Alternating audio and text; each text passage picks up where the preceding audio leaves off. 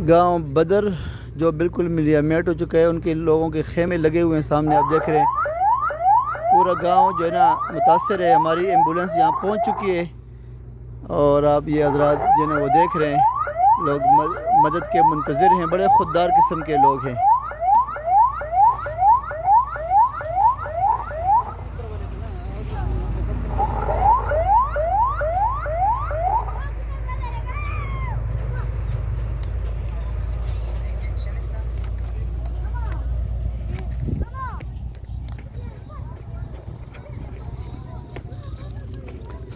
अच्छा यार,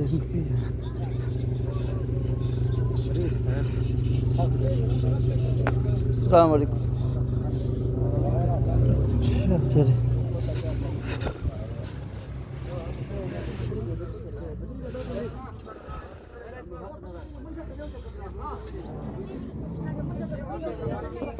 मंझा चाहिए मंझा थोड़ा चाहिए।